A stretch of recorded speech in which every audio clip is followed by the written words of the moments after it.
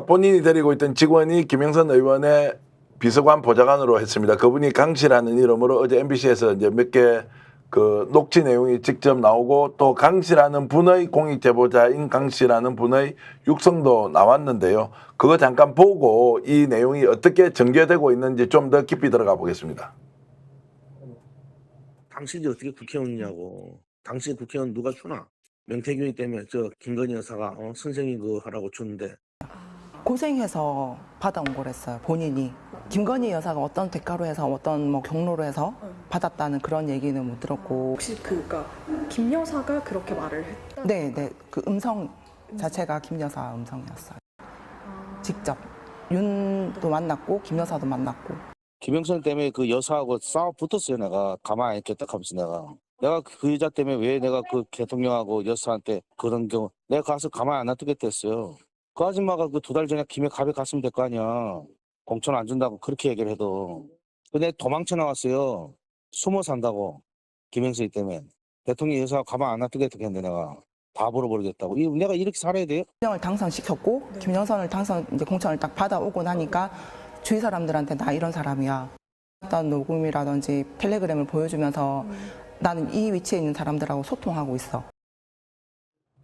강 씨가 아무리 다른 마음을 먹었다 하더라도 듣지 않은 이야기를 저렇게 소설처럼 자연스럽게 할 수는 없다. 노인 변호사. 그렇게 봐야 되는 게 맞죠? 그렇죠. 왜냐하면 그분이 그렇게 해서 얻어지는 이득이 뭐가 있겠어요. 현실적으로 본인이 지금 그 명태균 씨 말에 의하면 그 강모 씨라는 분은 고소도 당한다는 거예요. 횡령 같은 네. 걸 했기 때문에. 그러면 그런 위치에 있는 사람이 오히려 자기의 얼굴과 실명을 공개하면서 국회에 나가가지고 얘기를 한다. 여러분이 만약에 그 강 씨라고 한다면 정말 그런 궁박한 처지에 있으면 그런 식으로 할 수 있겠습니까? 절대 못하죠. 게다가 그렇게 해서 얻어지는 게 뭐가 있겠어요, 이분이. 본인이 지금 공익제보자로 뭐 무슨 보호를 받는 것도 아니고 그렇게 하면 무슨 돈이 생기는 것도 아니고 명예가 생기는 것도 아니고 오히려 이 정권에서 위험성만 더 커지는 건데 저는 그래서 강 씨 같은 경우에는 지금 한 말이 그분에게 하나도 이득이 되는 게 아닌데도 불구하고 정의를 위해서 본인이 진실을 말하는 거라고 생각하고요. 오히려 명태균 씨 자기 지금 배고프단 말을 계속했거든요.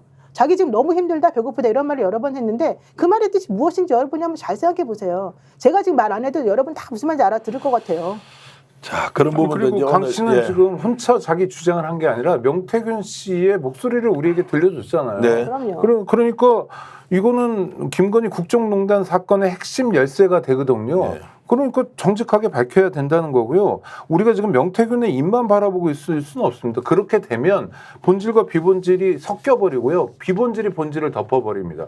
목사님 케이스이기 때문에 그냥 조금 말씀하시고 말았지만 아니 나 처벌받겠다. 기소해라. 난 이런 범죄를 저질렀다라고 고백하고 이야기하시잖아요. 뭐 취재 기법이 마음에 안 들 수는 있지만 난 이런 목표였고 그러니까 이분은 어떤 죄송합니다. 바로 앞에서 시종 같아요. 에? 일관돼요. 그러니까 다른 사람도 예를 들어서 언론 뭐 서울의 소리든 우리 스픽스든 따라갈 수도 있고 그렇거든요. 그런데 명태균 씨는 갑자기 오늘 밤에는 어떤 입장이 될 건지 모르겠어요. 그러니까 자기 이익만 있는 건데 자 나라꼴을 이렇게 만드는데 일조한 사람이라면 지금이라도 정신 차려야 됩니다. 제가 이제 좀 기계적 균형을 좀 갖추기 위해서 여러분들께 비판을 받더라도 당사자인 명태균 씨는 강 씨의 주장을 전면 부인하고 있고 그것을 자기 논리대로는 설명하고 있습니다. 여기에 대해서 저는 판단을 좀 더 유보해 놓고 구체적인 증거가 나오길 바라는데 그것의 첫 번째는 김건희 여사의 육성이 어찌됐든 총선 과정에서 개입됐다는 것을 좀 보고 싶다. 언론사가 가지고 있던 강 씨가 가지고 있던 제3자가 가지고 있던 이것이 국정농단의 스모킹건이 될 것인데 여전히 이것은 보이지 않는다 이런 것이고요. MBC나 뉴스공장 뭐 심지어 저희들에 대해서도 취재의 방식, 내용 자신이 설명한 것을 필요한 것만 잘라서 쓰니까 내가 사기꾼이나 살인자처럼 되는데 전체적인 맥락을 다 들어봐라. 이러면서 저희들은 아예 가감없이 그대로 한번 담았으니까 여러분 들어보시면 아 이런 내용이구나 라고 판단하게끔 정말 억지로 말씀드리겠습니다. 기계적 균형을 좀 맞춰서 내놓는 것이니 한번 우리가 판단해보자는 것이고요. 그리고 어떤 사람이 1시간 반쯤 이야기하면 아무리 말을 잘하는 사람도 의도하지 않게 진실에 접근하는 경우가 있어요. 네. 또는 진실이 뭔지 일단을 보여주게 되는데 지금 스포가 될까봐 노 변호사님 말씀을 안 하시는데 중요한 걸 몇 개 건졌다고 그랬거든요. 네, 건졌어요. 진짜. 그건 되게 중요한 지금 겁니다. 우상민 님이 이 말이 제일 정확한 것 같아요.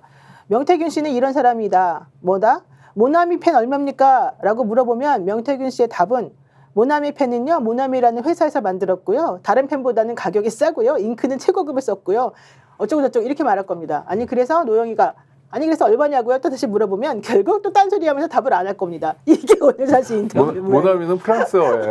그러니까 목남인데 원칙적으로는 그렇게 아니 너무 정확히 보셨어요. 이제 이분이. 그런 말씀 보면 김건희 여사 윤석열 대통령과 특별한 관계에 있었다는 거 부인하지 않고 있고요. 또 7개의 파도가 오는데 그중에 3개 정도는 지났고 4개, 5개, 6개는 예상할 수 있는데 마지막 파도 하나는 자신도 가지고 있다라는 것처럼 저희들 인터뷰 말미에 얘기를 합니다. 그래서 우리를 만나는 이유 그리고 일정하게 정보를 공유하는 것 이런 것 저런 것 다 설명합니다. 그리고 용산 대통령실과는 관계가 지금 현재는 없다. 그러나 공직기관 비서관실에서 사람이 나온 것은 맞다. 이번 인터뷰에는 없지만 제가 지난번에 3시간 반 동안 인터뷰한 내용에는 담겨 있는데 오늘 그것도 공개할까요? 라고 하니까 그거는 좀 공개를 하지 않았으면 좋겠다고 해서 일단 취재원 보호 차원에서 오늘 서로 확인된 것만 1시간 20분짜리 여러분들께 공개를 해드리는 거고요. 자, 본인이 윤석열 대통령 부부와 깊은 관계에 있었다는 것을 설명하는 아크로비스타 선물 발언 뉴스공장에서 오늘 아침에 보도했는데 잠깐 들어보시겠습니다. 선거 전략가로 알려진 명 씨는 대선에서 윤석열 대통령을 도와 당선되면 김건희 여사가 보답을 약속했다는 취지로 말했습니다. 뭘 주면 돼요? 아크로비스타 주스. 그 여사가 정말 대단한 거예요. 우리가 뭘 해도 돼요? 아크로비스타 주스. 노 변호사 오늘 인터뷰 내내 이제 김건희 여사와 특별한 관계에 대해서 계속 질문을 했는데도 그 부분에 대해서는 김건희 여사가 총선 과정에 개입한 게 없다라고 이제 얘기를 했어. 그러면 우리가 뭘 하고 있는 거지? 그걸 물어보고 싶었는데 결국 그것까지는 미치지 못했습니다. 그러니까 본인이 대선 때까지는 되게 친했다는 걸 계속 강조를 하고 있고 그렇지만 총선에는 개입하지 않은 것처럼 얘기를 해요. 2022년 보궐선거에서는 또 그럼에도 불구하고 본인의 영향력이 엄청났다는 걸 얘기하고 그러니까 말이 사실 좀 앞뒤가 안 맞는 부분이 확실히 있어요. 그런데 결론적으로 본인이 검찰 조사를 받고 있다는 것에 대해서 엄청 신경을 많이 쓰고 있고요. 그것 때문에 어떻게 될지 모른다라고 하는 좀 걱정도 하면서 대신에 내가 그걸 막기 위한 나만의 비장의 카드를 가지고 있다. 그리고 당신들이 나에게 새로운 접근법을 사용해서 한다면 나도 역시 당신들에게 뭔가 좀 도움을 줄 수 있다. 이런 얘기를 계속해서 이제 했지요. 그런 것들을 보게 되면 현실적으로 이 사람이 지금 처해 있는 상황이 어떤지 우리가 분명히 알 수가 있고요. 이제 더 중요한 거는 대통령실이나 용산에서 이 명태균이라고 하는 사람의 성격을 알아가지고 아마도 지금 걱정을 하나도 안 하고 있는 것 같은데 제가 보기엔 오히려 그것이 더 함정일 수도 있겠다. 오히려 이게 지금 강하게 이런 상황이 좀 지속이 되다 보면 본인 스스로가 못 견디고 터트려버릴 수도 있다. 이런 생각이 제가 좀 솔직히 했습니다. 자, 그래서 저는 이제 구속영장을 청구한다거나 실제로 인신구속이 이루어지기 전에 뭔가 큰 것이 나올 수 있는데 자, 제가 질문을 이렇게 했죠.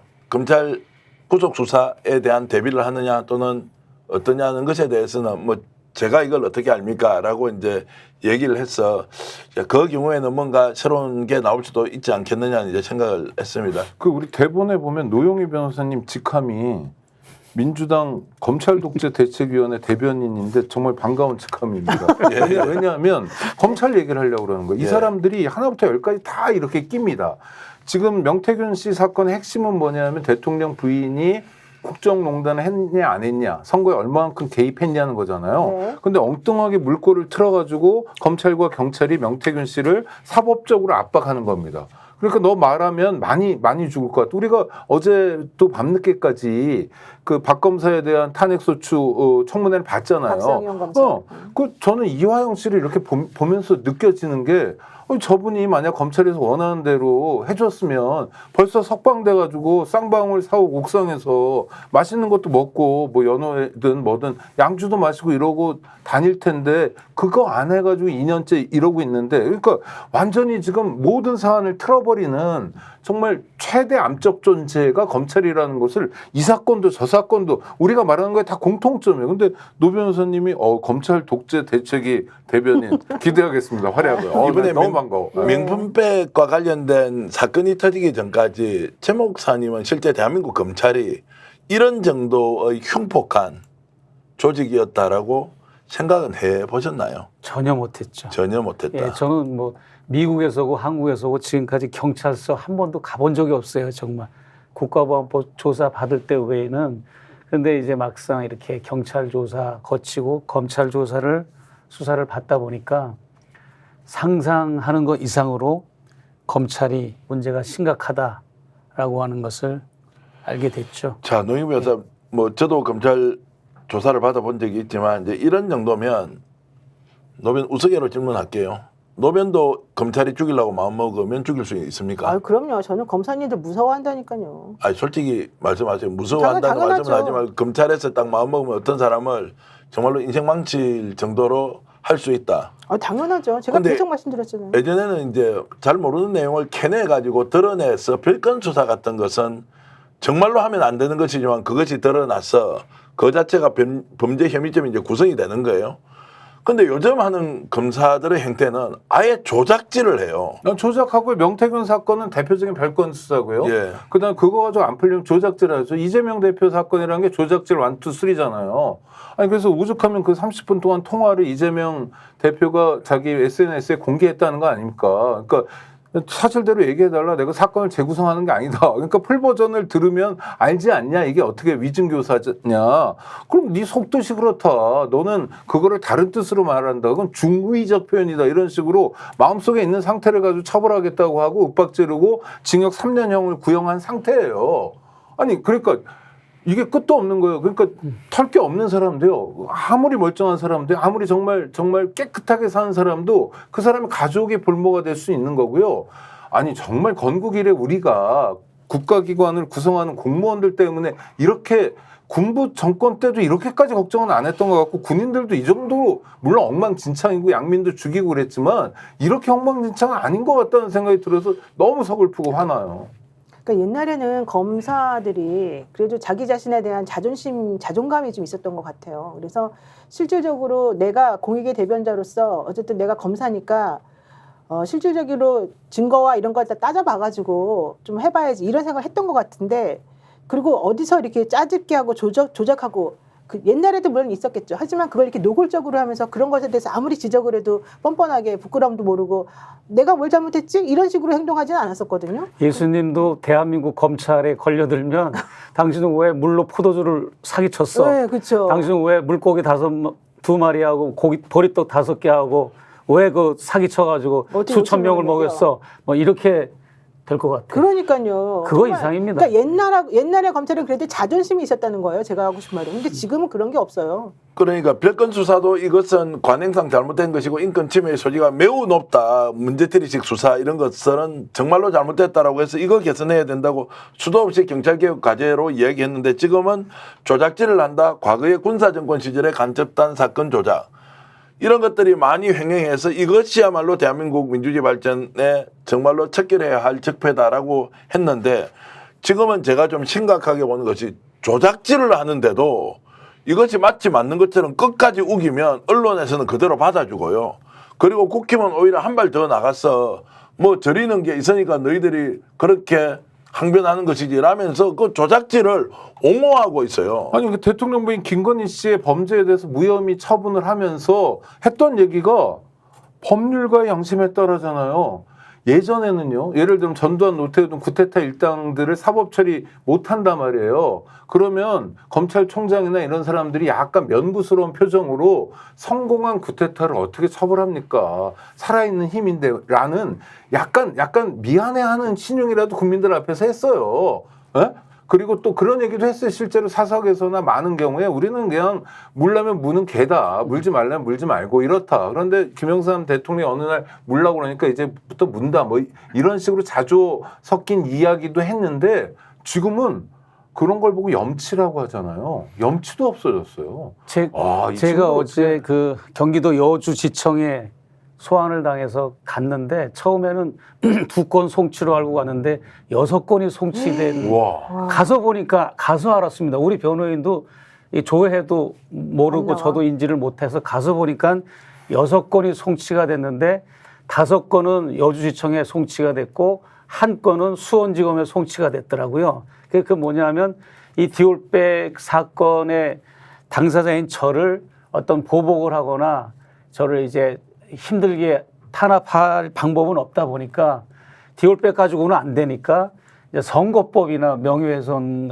같은 걸로 이제 저를 별건 수사로 인지 수사를 해가지고 제가 이제 뭐 유세차에 올라가서 좀 몇 번 발언한 거, 몇 분 정도 발언을 2차례 한 거, 그다음에 강연했던 내용 가지고 이렇게 5건을 만든 겁니다. 그리고 한 건은 뭐 이철규 의원 명예훼손건으로 해가지고 이제 기소가 될 것 같다. 우리 변호사가 이제 재판 받아야 될 것 같다. 이렇게 얘기를 하는데 이 정도로 검찰이 그래서 내가 그랬습니다. 그 포토라인에서 어제도 개천절인데도 그 열심을 가지고 쉬는 날인데도 나와서 저를 수사를 했잖아요. 검사들이 나와가지고 그 열심이면 왜 대통령과 배우자는 관건선거 선거중립법 위반을 하고 그렇게 총선 개입을 하고 정당 정치 개입을 한 사건이 정황이 이렇게 드러났고 확실한 건도 있고 윤석열 대통령은 27일에 되는 민생 토론을 해가지고 거의 그 민생 토론을 주최하는 비용만 20억을 썼어요. 그러면서 많은 그런 선거중립법 위반한 그런 공직선거법 위반을 했음에도 불구하고 수사를 하지도 않고 공수처에 고발을 했는데 공수처는 검찰로 검찰은 마포수사대로 이렇게 이첩을 하면서 손을 놓고 있거든요. 그런데도 최재형 목사는 잽싸게 공소시효가 되기 전에 요 총선 공소시효가 되기 전에 선거법 그거 하기 전에 하려고 그냥 저를 그냥 계속 소환 연락이 오고 그래서 결국은 이제 시간도 없다 보니까 개천절날 출두를 하게 된 겁니다. 어제. 이런 검찰이라고 하는 것을 내가 국민들께 그러면 대통령과 배우자도 빨리 나하고 똑같은 죄목이면 그분들은 왜 수사를 안 하느냐. 저는 이제 법 앞에 평등하니까 그렇게 부리질 수밖에 없었던 거죠, 어제. 아니, 그러니까 구독자 여러분, 지금 목사님 말씀하신 것에서 저는 굉장히 어처구니 없는 거는 이런 거예요. 이제 기본적으로 피의자, 피고인의 위치에 있더라도 자기를 방어할 수 있어야 되거든요. 헌법이 보장한 기본권입니다. 그런데 목사님이 지금 입건된 게 2건인지 6건인지도 모른다는 거. 변호인도 모르고요. 원래는 무기 대등의 원칙이라 저기 작대기면 나도 작대기 이래야 되는데 이런 형사소송의 기본적인 원칙조차도 우리는 아랑곳하지 않아. 우리는 그냥 대통령 부부를 괴롭힌 사람을 어떻게 다루는지를 보여주겠어. 바로 그겁니다. 예. 밖에 없는 거예요. 아니 이게 국가입니까? 경찰한테 떠넘기더라고. 그건 경찰이 나한테 우편물로 고지해야 되는데 경찰이 안 했다고 그렇게 떠넘기더라고. 그러니까 정말 나쁘다 검사들. 정말 저질해요. 그러지 마세요. 그러니까 지금 저희들이 이제 표현을 나쁘다, 저질이다, 기대에 미치지 못한다 이런 방식으로 표현하는 것이 맞느냐? 아니면 검찰이라는 조직이 실제로 국가 권력을 무기로 국민들에게 폭력배처럼 행사하고 있느냐 이런 거 제대로 따져 물어야 하고요. 제가 보수 성향의 국민 여러분, 시청자 여러분 여쭤보겠습니다. 이런 검찰 계속 그냥 우리가 믿고 따라가도 되겠습니까?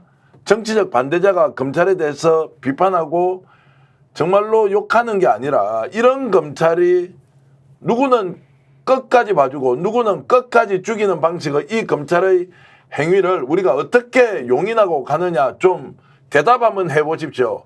정말로 극우 언론인이든 극우주의 사상으로 무장한 사람이라도 지금 검찰 수사하는 거 전혀 문제없다라고 국민 앞에 당당하게 얘기하는 사람이라도 있었으면 좋겠습니다. 그렇게 하지 않고 어떻게 하느냐. 이재명 원래 깜빡이 갈 놈이야. 그거 가는 거 당연하지. 지가 저질러 놓은 일 봐. 감옥 가는 게 당연하지. 이렇게 하면서 검찰의 수사 관행 그 내용에 대해서는 한마디도 비판하지 않고 그 사람의 태도 정치적으로 처해 있는 상황만 가지고 감옥에 쳐넣으면 돼 라는 논리 이상으로 하지 않는 것이 언론이냐 아니면 양심적인 지식인이냐 아니면 보수 성향의 국민이 이렇게 해도 되느냐라고 제가 질문을 던지고 싶은 거죠. 아니, 그러니까 옛날에 함석헌 선생님이 정말 피토하는 심정으로 하셨던 말씀이 생각하는 백성이라야 산다.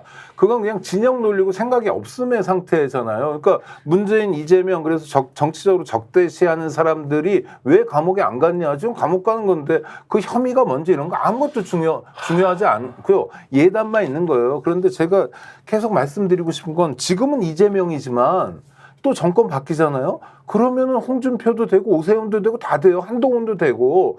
그러니까 우리가 이렇게 갈 수는 없다는 거죠. 검사들의 기득권을 유지하고 확대하고 공고화하기 위해서 국민들이 또 정치권이 다 동원돼 가지고 목사님 같은 분한테 그렇게 모욕적으로 하는 상황을 용납할 수는 없다는 거죠. 검찰청 해체해야 합니다. 스픽스가 말하는 언론입니다. 대세는 유튜브, 그중에서 스픽스. 좋아요, 댓글, 구독, 알림 설정. 여러분이 저희를 사랑해 주시고 우리가 여러분을 사랑하는 4가지 방법입니다.